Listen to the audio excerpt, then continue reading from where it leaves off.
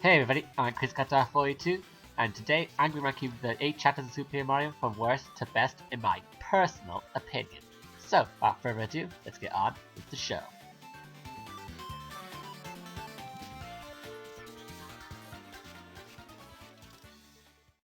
And number 8 is Chapter 4. Chapter 4 takes place in outer space, and while it does look cool, I'm not a fan of the whole space swimming mechanics. I kind of find it annoying. I'm also not really a big fan of squirts either. I found them pretty annoying as well. I am, however, a big fan of the Wozo. I thought it was a pretty awesome dungeon, and I'm a fan of the whole gravity changing mechanics of it. I also really like Planet Blowblue. That's mostly because of the low gravity, so you jump really high. It's pretty fun. Finally, the 2 boss fights this world are also pretty fun and awesome. So overall, Chapter 4 is decent, but I like the other 7 way more.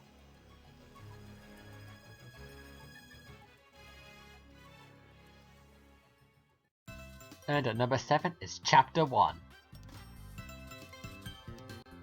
This is the first world of the game, so it's pretty easy. However, it's unique in the fact it combines the first 2 worlds of most Mario games into a single world, grass and desert. So it's a pretty interesting idea. This world is also the first time we encounter O-Chunks and Dimentio, and the boss fights in this world are both pretty good, although they are a bit easy, but to be expected since it is the first world. And so, World 1's a pretty good world. It's pretty easy, that's because it's the first world, and it's a very memorable first world at that.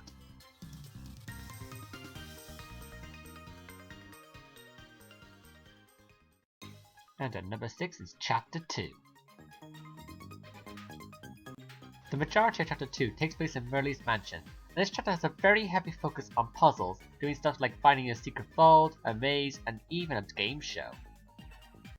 This leads some people to consider this chapter to be boring and tedious, and there's a lot less action, and there's only one boss fight. And I can understand why they think that, but I still had a lot of fun with this chapter, and I think it's a nice change of pace from the usual action-based chapters.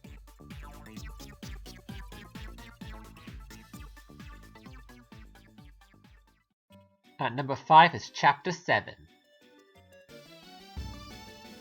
Now this chapter takes place in the afterlife, which is pretty dark for a Mario game. You start off in the underwear, aka Hell, and after helping out Queen Jadis, aka Hades, you make your way through a dark road and fight a traditional RPG battle against some Chain Chomps, which is really awesome by the way, and eventually you make your way to the Over There, aka Heaven. Also, am I the one who thinks it's funny that Peach is the only one who gets to go to the Over There, while Mario, Luigi, and Bowser get stuck in the underwear? Mario, the hero of the story. Maybe indeed. Anyway, after a battle with the evil Bone Chill, which is pathetically easy to use Luigi by the way, you then have a tear-jerking scene involving Luffy and her parents, and the chapter ends. But this chapter is really memorable, not because it's just unique for Super Mario standards, but it's also very unique for the Mario series in general, and that's the part of the reason why I like it so much. It's also got some cool levels, some awesome boss fights, lots of funny moments, and the last scene is really, really moving.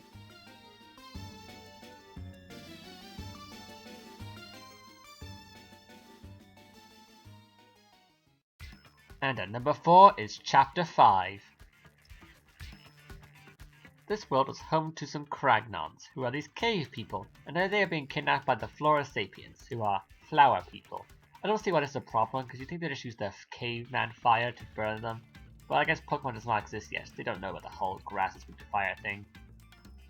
You eventually make it to the Flora Sapiens base, where you meet Flynn Cragley. Cragley Ho! Who's one of the best characters in this game, by the way. You also have another encounter with Dimentio and O-Chunks, which has a lot of foreshadowing to one of the major endgame plot twists, by the way. You eventually fight the leader, King Crocus IV, who is kind of disturbing in my opinion, and then you learn a valuable life lesson about not polluting the environment, which totally gets reused in Paper Mario Sticker Star, by the way. So overall, this is a pretty great chapter. Got some good levels, some good puzzles, some awesome boss fights, a lot of funny moments, some cool music, and of course we can't forget Flint Cragley. Cragley ho!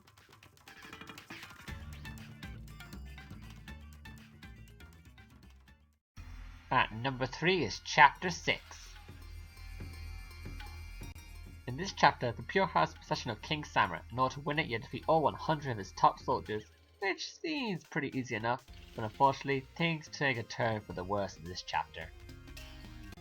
You see, this world is dangerously close to being consumed by the void, so you have barely any time to spare, and things get a lot worse when Mimi shows up and she stalls you, wasting some of your precious time. And unfortunately you fail and this world gets destroyed, leaving a white void in its place, which is really messed up for a Mario game. You re-enter this white void and you have another battle against Mr. L the Robot, which you win, and then the chapter ends. So this chapter ends on a really downer ending, because like, the whole world gets destroyed here, and you even fail to get a pure heart, it's not just a useless rock. Oh yeah, the chapter also ends with Mario and friends dying, which is what leads into chapter 7. So yeah, once again, this chapter is really messed up for a Mario game.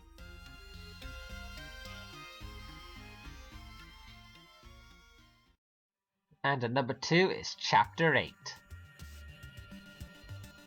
And this chapter takes place in Castle Black. And I just want to say, I really love the design of this castle. It's easily one of my favourite final dungeons in a video game ever. Now, as you make your way through this castle, you run into the various villains who each have a one-on-one fight with one of your main characters, and they're all pretty awesome. You eventually encounter Count Black in your final battle against him, and then after him, you'll final battle against the true final boss, Super Dementio. Overall, this is easily the best final chapter in any Paper Mario game ever. I like all the boss fights, the plot is good, comes to a good climax, the final boss is pretty awesome. So overall, it's pretty great, and even has a bittersweet ending. It's very memorable.